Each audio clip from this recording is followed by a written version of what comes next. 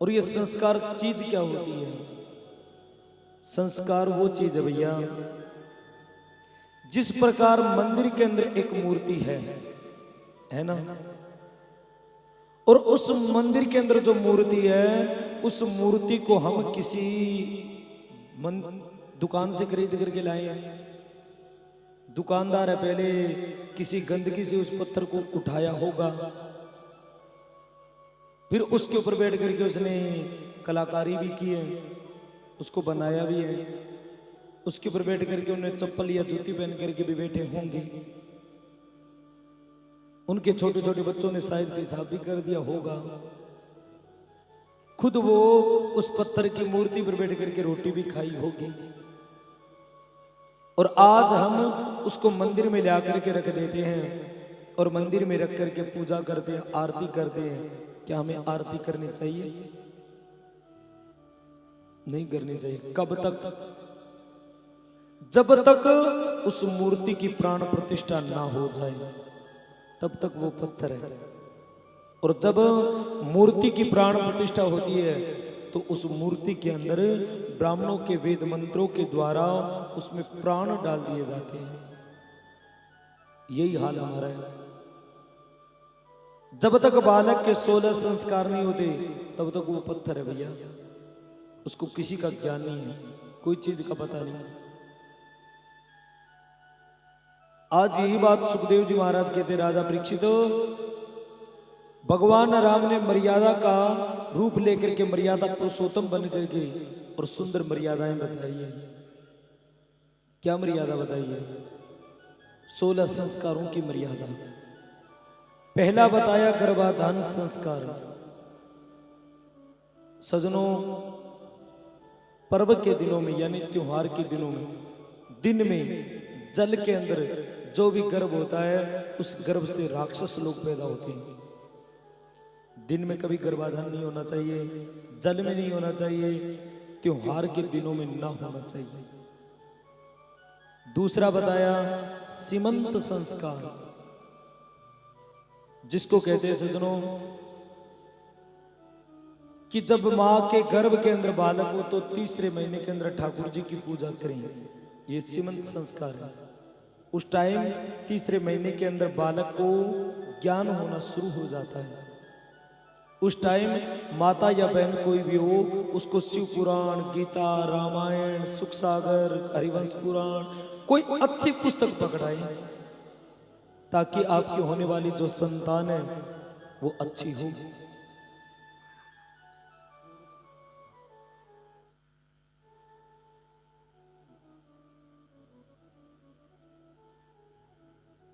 अच्छी संतान हो।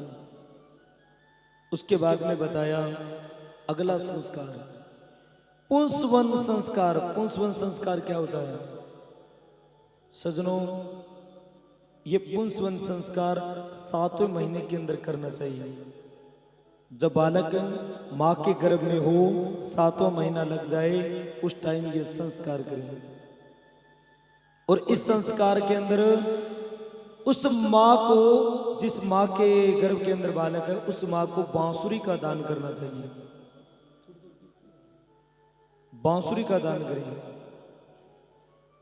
आपकी श्रद्धा है तो सोने की बांसुरी बनवाइए, कम श्रद्धा है तो चांदी की बनवाइए, उससे भी कम है तो कोई बात नहीं पीतल की बनवा लीजिए, उससे भी कम है तो कोई बात नहीं लोहे की बांसुरी बनवा दीजिए, उससे भी कम है तो लकड़ी की, और उससे भी श्रद्धा कम है तो कोई दिक्कत नहीं भैया, एक प्लास्टिक की बांसुरी आती है, अड़को जो है 5 रुपया में, वो दान करें। भगवान ये नहीं कहता प्यारे कि मेरे को बहुत बड़ी बांसुरी दे। भगवान तो श्रद्धा के भूखे हैं, भाव के भूखे हैं। माता या बहन के गर्भ में 7वें महीने के अंदर जब बालक हो, उस टाइम ठाकुर जी को बांसुरी दान करना एक संस्कार है। उसके बाद में बालक जन्म ले ले तो मेगा जनन संस्कार, जिसको कहते जन्म घुंटी संस्कार। ये जन्म घुंटी है, ये भी हमें विचार करके देनी चाहिए। हमारे शास्त्रों में लिखा है भैया कि या तो जन्म से लेकर के 9 साल तक की कन्या हो उससे जन्म घुंटी दिलवाएं, या 50 साल के बाद में बूढ़ी माता जी है उनसे जन्म घुंटी दिलवाएं। बीच की माता जी से कभी जन्म घुंटी नहीं दिलवानी चाहिए। क्यों?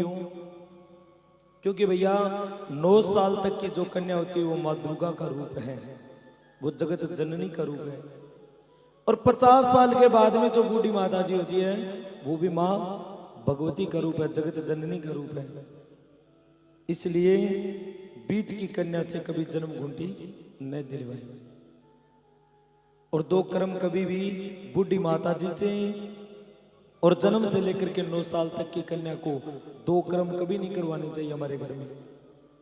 एक तो अपने तन के कपड़े न धुलवाएं और एक अपने जूठे बर्तन न मंजवाएं।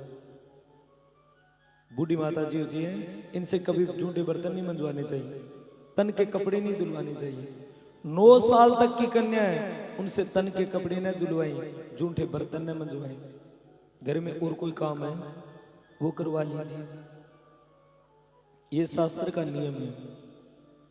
और बालक को जन्म घुंटी दे तो चांदी की वस्तु के ऊपर गाय का घी लगा करके ओम भूर्भुवः स्वः सर्व सत्वमयी दधामि, इस मंत्र को बोल करके उस बालक या बालिका की जीभा पर लगा दीजिए।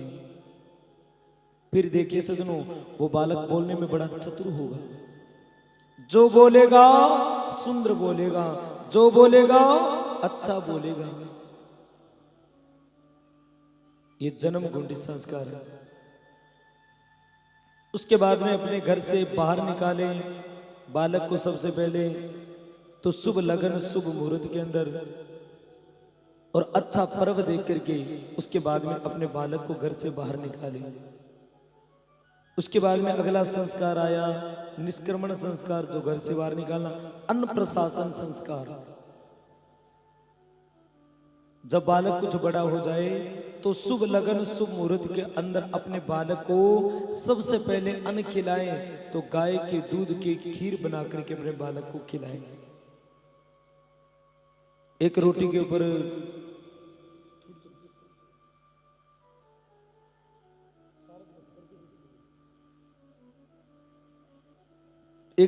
ऊपर थोड़ा घी लगा करके उसके ऊपर थोड़ी गुड़ रख करके और उसके बाद में वो रोटी गौ माँ को दें और बालक को खीर का भोजन करवाएं। उसके बाद में बताया अगला संस्कार,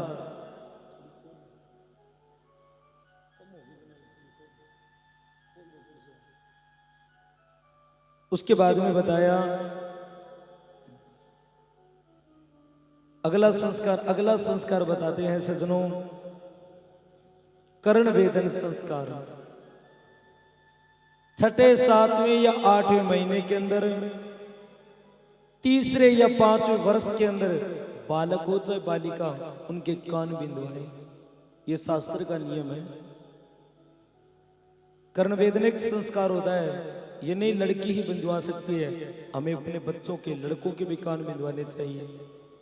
आप देख लीजिए भैया, राम के, कृष्ण के, हनुमान जी महाराज के, रामदेव जी महाराज के, सब देवी देवताओं के कान बिंदे हुए मिलेंगे कि नहीं? और देवी देवताओं क्यों जाते हो भैया? आप अपने दादाजी को देख लीजिए, आपके दादाजी के भी कान बिंदे हुए थे। पहले कानों में तुंगल रखते थे, रखता नहीं। सजनों, ये कोई पागल नहीं थे पहले के लोग, आप लोगों से ज्यादा समझदार थे। कान के बींदने के बाद उसके अंदर जो सोना होता है, उस सोने के ऊपर अगर पानी गिर के शरीर के ऊपर गिरे तो वो गंगा का स्नान माना जाता है। ये शास्त्र का नियम है, कर्ण वेदन संस्कार। इसी प्रकार भगवान राम के अगला संस्कार करवाया, और अगला संस्कार था विद्या अध्ययन संस्कार। शुभ लगन के अंदर, शुभ मुहूर्त के अंदर अपने बालक को विद्या अध्ययन करवाई। भगवान राम के ये भी संस्कार हुए। उसके बाद में भगवान राम जनकपुरी में जाते हैं।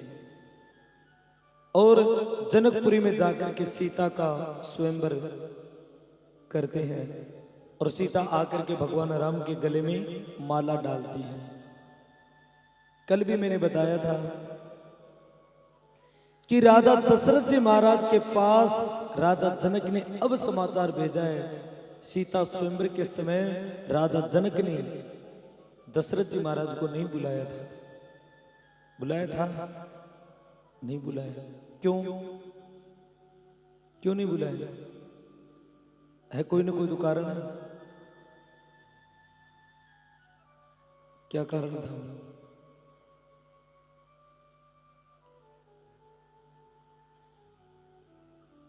सजनों, ये बात सच्चाई है, इसलिए कहते भैया थोड़ी कथा ध्यान से सुना करो। सारे गांव में शादी का कार्ड पहुंच जाए और एक घर टाल दे तो है तो कोई ना कोई कारण। आइए आप लोगों को थोड़ी ये कथा बता देते हैं। क्या कारण था? राजा जनक ने क्यों नहीं बुलाया राजा दशरथ जी महाराज को? राजा दशरथ जी महाराज को इसलिए नहीं बुलाया कि सज्जनों, एक बार राजा जनक शिकार खेलने के लिए वन में चल पड़ते हैं और शिकार खेलते खेलते खेलते खेलते एक वन से दूसरे वन, दूसरे वन से तीसरे वन के अंदर प्रवेश कर जाते हैं और एक मृग को देख करके उसका पीछा किया। कुछ दूरी पर जाकर के राजा जनक ने उस मृग को बाण छोड़ दिया। अब मृग तो निकल गया और उसके आगे थी एक गौ मां और गौ मां को जाकर के वो बाण लग जाता है। राजा जनक मन में विचार करने लगे कि हिंदू का सबसे बड़ा धर्म ही गौ मां की सेवा है। अब राजा जनक उस गौ मां के पास में बैठ जाते हैं। मंत्री लोग आते तो मंत्री लोगों से कहते, मंत्रियों आज मेरे हाथ से बहुत बड़ी एक गलती हो गई और अगर ये गौ मां प्राणों को छोड़ देगी तो गौ मां के साथ ही मैं अपने प्राणों का त्याग करूंगा। आज मैं घर नहीं जाऊंगा। मंत्रियों ने बड़ा समझाया, नहीं समझे। तभी एक मंत्री ने कहा, महाराज एक काम कीजिए, क्या आप किस सीमा में हैं? अयोध्या की सीमा में। अयोध्या का राजा आकर के आपको कोई दंड दे दे और आप उस दंड को ग्रहण कर लो तो आपको दोष नहीं लगेगा। बुला करके लाइए।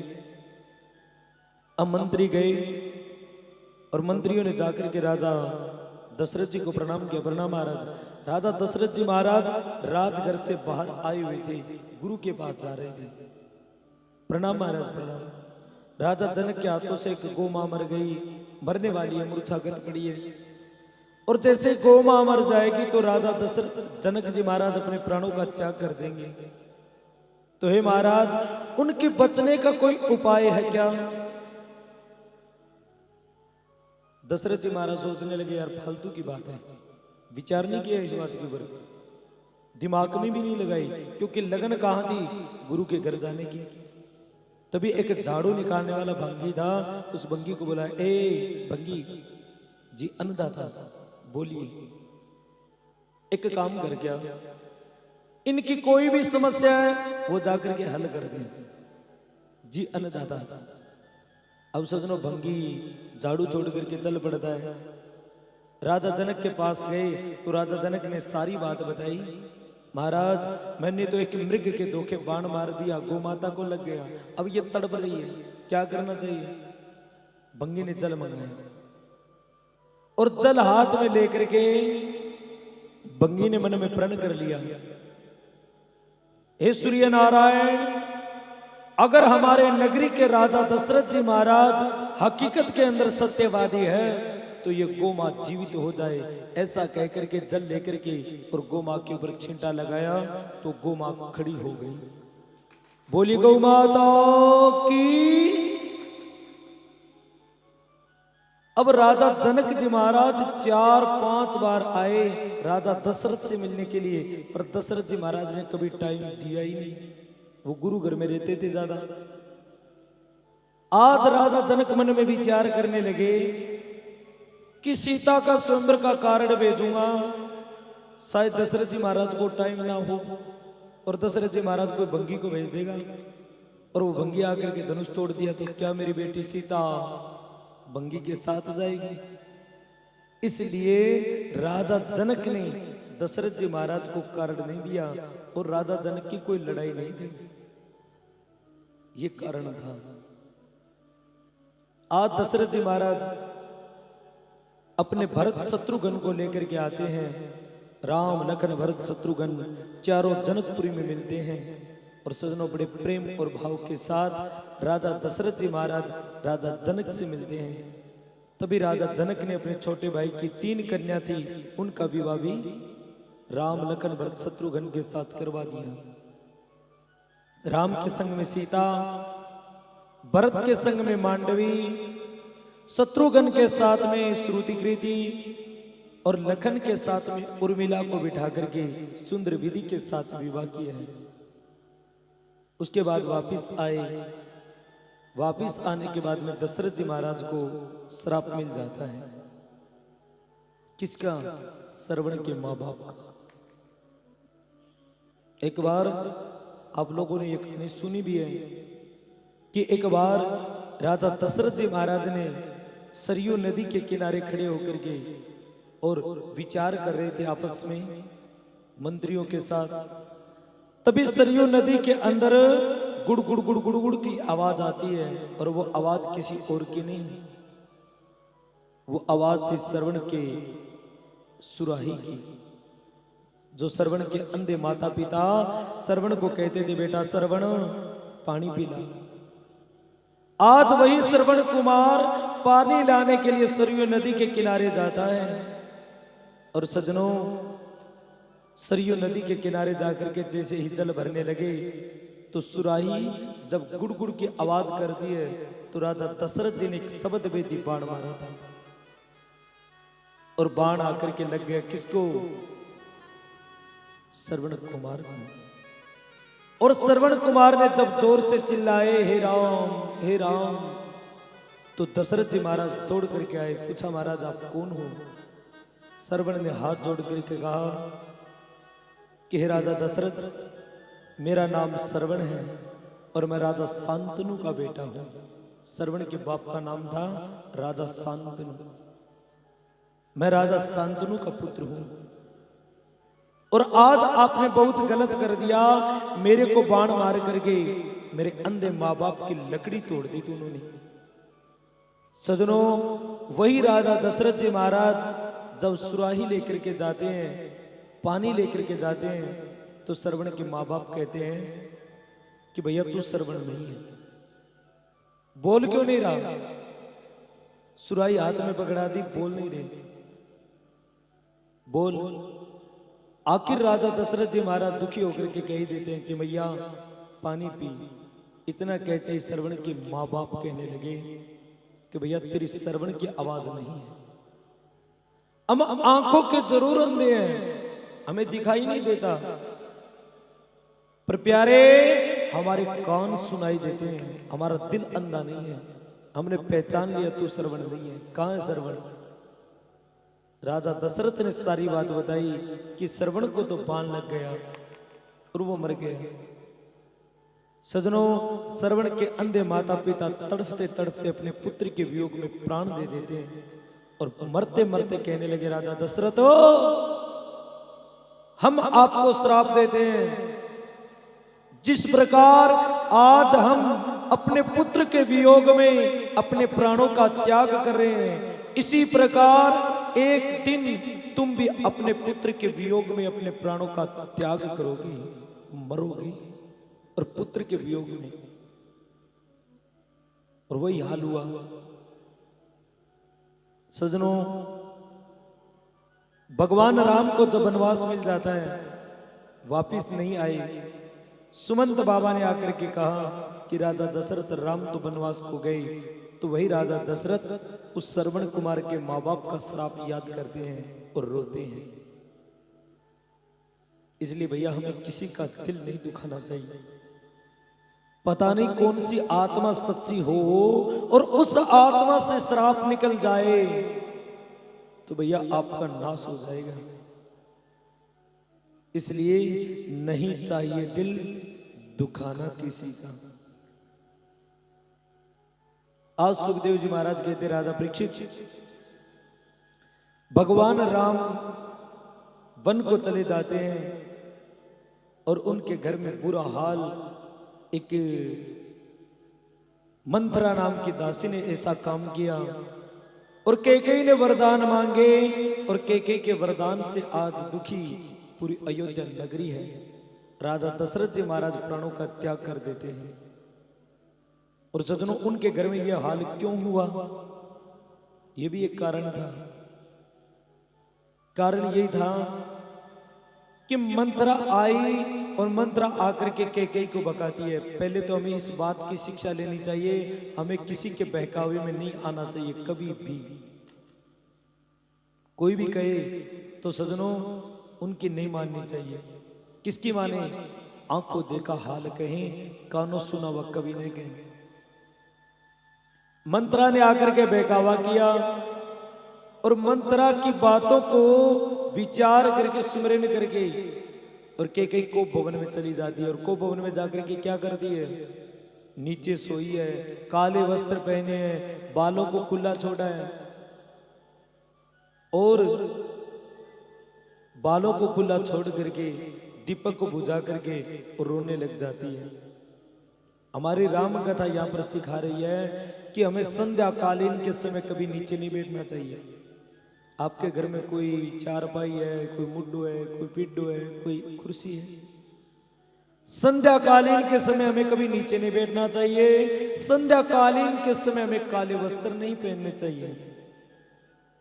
अब कई माताएं बहनें पहनती है ना, पंडित जी थाने के भी फैशन है, मारो ही फैशन के गोली फैशन तो देश को भट्टो कोड़ कर दिए। संध्याकालीन के समय काले वस्त्र न पहने, बालों को खुला न छोड़े और संध्याकालीन के समय कभी लड़ाई झगड़ा नहीं करना चाहिए। कारण है सज्जनों, ये संध्याकालीन के समय जितना घर में लड़ाई झगड़ा करोगे ना, उतने दिन आप दुखी होगे। ये कारण है। आरती संध्याकालीन ही क्यों करते हैं? शाम को ही आरती क्यों करते हैं? क्योंकि संध्याकालीन के समय शंकर भगवान के दूत आकाश में घूमते हैं और शंकर भगवान कहते हैं, दूतों, जो इंसान जैसा कर्म करता हुआ दिखाई दे उसको वैसा ही फल दे देना। इसलिए संध्याकालीन के समय कभी लड़ाई झगड़ा नहीं करें। और ये कर्म किए किसने? कैकेयी ने दीपक बुझाया। संध्याकालीन के समय दीपक घर में जरूर जलाएं। आपका जो पूजा घर है उसमें दीपक जरूर जलाएं। ये कर्म किया किसने? कैकेयी ने। और कैकेयी ने ये कर्म किया तो उनके घर का क्या हाल हुआ आप लोगों ने देखा है। राम लखन सीता वन को चले गए, भरत शत्रुघ्न उनके पीछे चले गए, राजा दशरथ जी महाराज ने प्राणों का त्याग कर दिया। इतना बड़ा राजघर और सजनों अपसुगन करने के कारण एकदम खाली हो जाता है। हो गया कि नहीं? तो अपसुगन नहीं करना चाहिए। राम कथा में जीना सिखा रही है। उसके बाद में सजनों आप लोगों को बताया कि भरत जी महाराज आए और आकर के भरत जी महाराज जब रोने लगे तो गुरु वशिष्ठ कहते, बेटा रो मत, मेरे पिताजी चले गए। अग्नि संस्कार आदि कर्म करवाया, फिर भरत जी महाराज रोने लगे तो गुरु वशिष्ठ ने पास बैठा लिया और गुरु वशिष्ठ पास में बैठा करके कहने लगे, बेटा भरत, हर इंसान रोने के लायक नहीं होता। और हमारी राम कथा भी कहती प्यारे कि हर इंसान कभी रोने के लायक नहीं होता। हर आदमी मर जाए उसके पीछे नहीं रोना चाहिए। कौन से आदमी के पीछे रोए? सबसे पहले नंबर आया राजा का। कौन सा नगरी का राजा मर जाए उसके पीछे रोना चाहिए। कौन सा देश का राजा मर जाए उसके पीछे रोना चाहिए। सोचिए विप्र जो वे, सोचिए नृपति जो नीति ना जाने, पति नीति न जाना, जिन पर जानहि प्राण समाना, जिन पर जानहि प्राण समाना। सोचिए नृपति जो नीति न जाना, सोचिए निरपति नीति न जाना, जिन पर जानहि प्राण समाना, जिन प्रजानहि प्राण समाना। हे श्री राम जय राम जय जय राम, हे श्री राम जय राम जय जय राम। सोचिए नृपति जो नीति न जाना, वो देश का राजा मर जाए, वो नगरी का राजा मर जाए जो नीति को नहीं जानता, घोटाले घोटाले करता है, धन ही धन इकट्ठा करता है। और ऐसा राजा मर जाए तो उसके पीछे जोर जोर से रोना चाहिए, ये मर तो गया पर इसकी मुक्ति कैसे होगी। ये मर तो गया पर इसकी मुक्ति कैसे होगी। दूसरा नंबर आया पंडित जी महाराज का। कौन से पंडित जी महाराज मर जाए? भागवत किसी को नहीं छोड़ती, सबको पकड़ रखा है। कौन से पंडित जी मर जाए? सोचिए विप्र जो, सोचिए विप्र जो वेद वही ना, सोचिए विप्र जो वेद वहीना, तज निज धर्म विषय रस लीना, तज निज धर्म विषय रस लीना। हे श्री राम जय राम जय जय राम, श्री राम जय जय राम, हे श्री राम जय जय राम, श्री राम जय जय राम। सोचिए विप्र जो वेद वही ना, वो पंडित जी महाराज मर जाए, वो ब्राह्मण देवता मर जाए, तजी निज धर्म, अपने धर्म को जिन्होंने छोड़ दिया, शराब पीता है, मांस खाता है, नाना नाना प्रकार के पापा कर्म करता है, तजी निज धर्म विषय रस लीना, और विषय रसों के अंदर पड़ा हुआ है, पापा कर्म करता है, वेद को नहीं पढ़ता। ऐसे पंडित जी महाराज मर जाए तो उनके पीछे जोर जोर से रोना चाहिए, ये मर तो गए पर इनकी मुक्ति कैसे होगी। ये मर तो गया पर इसकी मुक्ति कैसे होगी। अगला नंबर आया नारी का। कौन सी नारी मर जाए, कौन सी सासू मां मर जाए, उसके पीछे रोना चाहिए। कौन सी सासू मां मर जाए? पंडित जी सासू तो सारी मर जाए, क्यों? सासू तो मट्टी की माड़ी है, पर भाई कभी सासू थे भी बनोगी, ठीक है नहीं? हाँ, ये सदा सासू को नहीं। कौन सी नारी मर जाए? सोचिए पुनिपति पंकज नारी, सोचिए पुनिपति पंकज नारी, कुटिल कलह प्रिय इच्छाचारी, कुटिल कलह प्रिय इच्छाचारी। हे श्री राम जय जय राम, श्री राम जय जय राम, हे श्री राम जय जय राम, श्री राम जय जय राम। सोचिए पुनिपति पंकज नारी, वो नारी मर जाए जो पति की सेवा करने वाली ना हो। कुटिल कलह प्रियो हिंसाचारी, जो कुटिल हो, कपट करने वाली हो, कलह करने वाली हो और साथ